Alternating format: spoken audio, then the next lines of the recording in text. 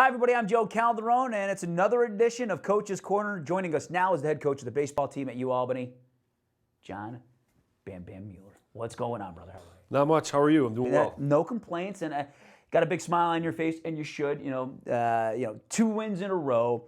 And let's start with this past weekend series down in Western Kentucky, a program that's had some big wins this year, and you guys went toe-to-toe with them. We'll start with game 1 of that 3-game series at Western Kentucky. You lose that game, but some great things come out. I mean, you jumped on them. You had a 3-0 lead through 5 innings. Stephen Woods is rolling, and then they got to you kind of in the bottom of that 6th inning. Yes, Steve was very good early in the game. He got himself into a nice groove, and then he kind of got out of a little groove. Then he got into it, and we got his pitch count up quite a bit late in the game, so we decided to make a move there. Looking back, probably could have got him out a little bit sooner than that, but his stuff was still good. He just didn't have his command later in the game. But we had a 3-0 lead on a good Western Kentucky team, and kind of gave him a couple runs there late and lost that first game 5-3. Yeah, and then in the lineup, and we like to single out guys 1 or 2 if they have really great games at the plate. Kyle Sachs, one of your hot bats of late. Matt Hinchy's another one. We'll talk about him in a second. But 3 for 4, scored a run, drove in a run in that series opener. Yeah, Kyle's been a real exciting player for us this year. He couldn't play last year due to the transfer rule, but he's really been a kind of the heartbeat of this offense. He's an aggressive guy up there. He runs around in the outfield, and he's very, very verbal out there. He communicates great with his teammates. He plays very hard, so I think he leads by example by the way he plays the game. A lot of intensity, a lot of ruggedness, a lot of aggressiveness, and it shows in the output. You look at some of the numbers he's had this year, and we expect him to continue to do the things we ask him to do, and that's play great defense and have quality at bats early in counts and stretch out 2 strike at bats. That's what he's done a little bit better job of as of late, and that's why I see the jump in the average. So it's game 1 of the 3-game series. The next day, Saturday, March 2nd, doubleheader. You lose game 1 of the doubleheader, 12-2.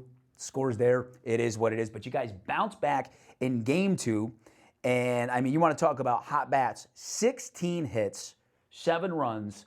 Matt Hinchy, 4 for 5 at the plate. He was one of 5 Danes who had a multi-hit game for you guys. Yeah, it was an interesting series. We kind of got the first game pumped up to noon, and the second day the doubleheader was kind of inserted a day early and up to 11 a.m. and we just kind of dealt with it. I told the guys, hey, we're going to be playing 3 games within 48 hours and traveling a long distance, and after the first game we were going to try to get Ryan Steiner was going to give it a go, but he's not quite ready yet, and we're not sure if he'll be ready for this weekend. But we called on Kenny McLean, and you talk about a guy 15 minutes getting loose, long tossing, throwing an active pen. And so 15 minutes before his start. 15 minutes, yeah, 15 minutes. Hey, Kenny, you're going. And he went out there and he dealt for 6 innings. He 3 pitches for strikes, changed speeds, kept the runners close, worked good tempo, and offensively I give a lot of credit to the guys. I mean, they had a lot asked of them in a short period of time with everything, and they lose the first game where we had a lead. The second game gets away from us. Probably our worst game of the year, defensively, pitching, offensively. Nothing went well that second game. And then to bounce back and beat a pretty game Western Kentucky team. And we pretty much had that game, 7-1 going in the 9th inning, and kind of gave him a few more runs at the end there to make it close. But very happy with that, and that momentum bounced right into yesterday's ball game, which was great. And talking about Kenny again, I mean, freshman, okay, 6 innings. No runs, gets his first collegiate win. Now, he's still got a lot of baseball to play at UAlbany, but when you're watching that, you recruited him, so obviously you thought highly of him. Is this one of those guys where you're like, this is exactly what I was envisioning when we were like scouting this kid? Yeah, it looks, it makes you feel great when it works like that. Yeah. You say, we gave this guy this, or we had this guy beat out this guy, and when it works, you feel satisfied. There's a sense of satisfaction. I'm sorry, sure. But at the same time, I think that there's still a lot of room for growth, and there's a lot of guys that that contributed this weekend. I mean, and into yesterday, Dom Savino was good again. Hunter Torres went right at their guys, and they had some quality guys in the middle of the lineup that got to him a little bit. But he didn't walk guys, he didn't hit guys, he attacked them, and yesterday he was sharp once again. He helped us get out of a bases-loaded jam He's been doing that all year. So we kind of starting to expect those things out of those young guys at this point in the season. Yeah, and so you mentioned it yesterday at the taping of this video. We're doing it Wednesday. You guys had a rare Tuesday night game after that 3-game series. You're playing Central Connecticut, and Brian Paulino, talk about like back-to-back great pitching performances, by your starters. 6 scoreless out of Paulino in that win. Well, you come back on a short rest. You get back Monday. We got to campus, I think, about 4:30, 4:45. Guys slept, got up the next morning, had breakfast, and off we went to New Britain. And Brian Paulino was given the ball. We would slept well, right?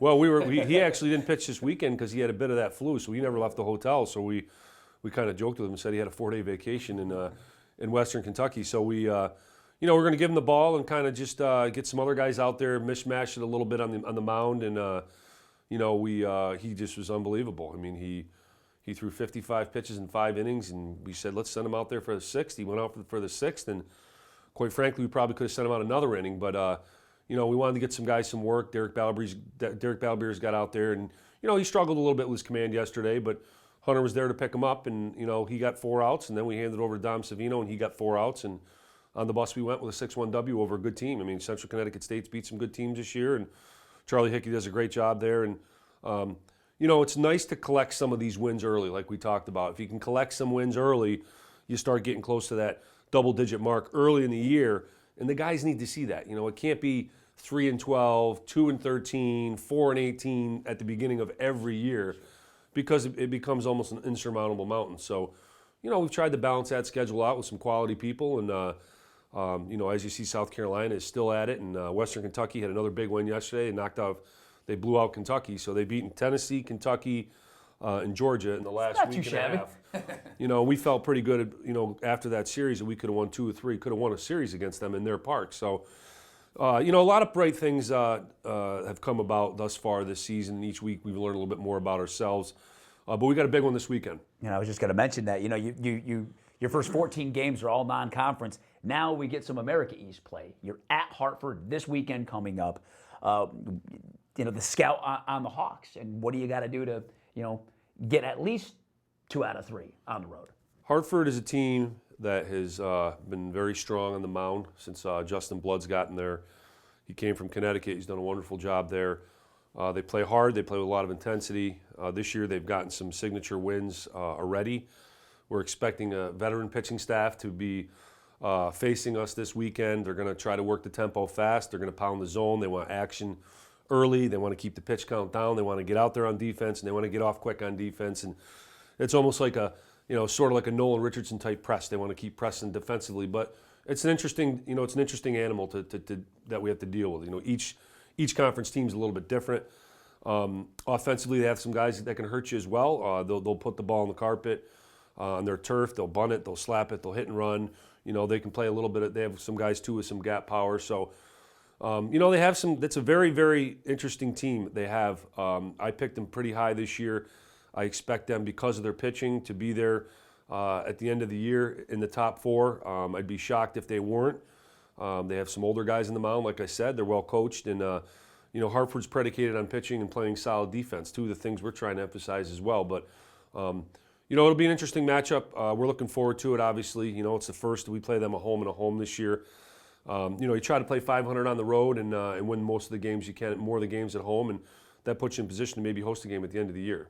He's the head coach of the UAlbany baseball team, John Mueller. Pleasure as always, sir. Good luck this weekend at Hartford. Again, follow us on Twitter, like us on Facebook, and tell a friend about UAlbanysports.com. I'm Joe Calderon. Thanks for watching Coach's Corner. We'll see you next time.